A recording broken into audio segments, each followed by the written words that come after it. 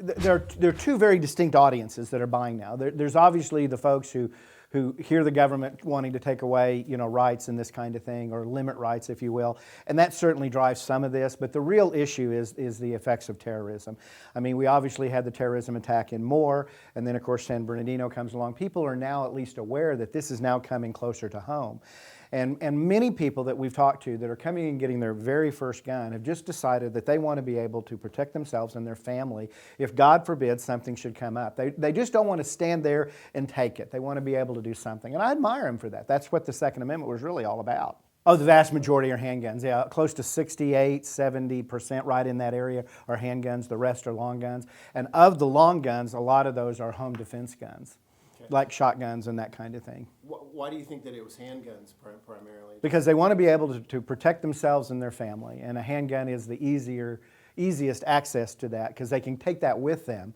If they're traveling or if they're going out or wherever they're going to be, you can carry a handgun where you can't carry a shotgun like you can in your home. Very high. I mean, everybody around the country started a little quicker. In fact, after San Bernardino, we noticed more of the back east dealers were the ones who got hit like immediately right after that. Oklahoma was a little behind that, and I think that has more to do with the fact that we're already fairly armed.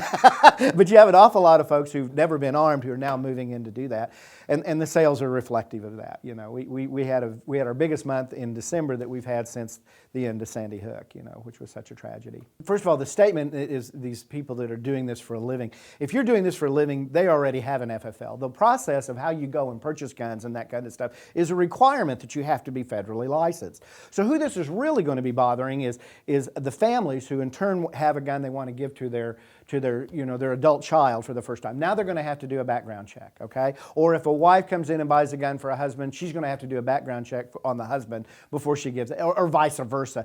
And honestly, that's just plain silliness. This doesn't address the real problem. And the real problem that we have in this country are two principal issues. The first are these so-called gun-free zones, because every last one of these national shootings have happened in so-called gun-free zones, because the bad guys don't want to go where they're going to be confronted.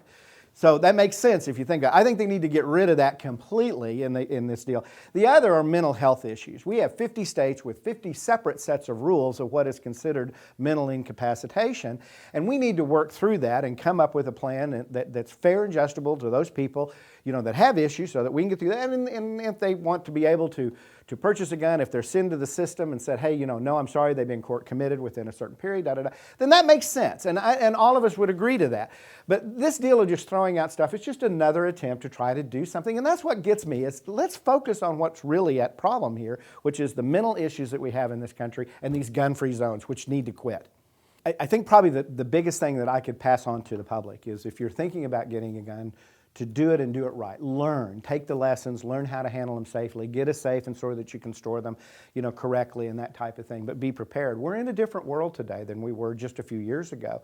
And the act of terrorism being what it is, we just need to be prepared. I'm not looking forward to this. I don't want to do anything like regard to that, but I'm prepared if in the event that happens. And that's what I think most of our fellow Oklahomans need to be doing.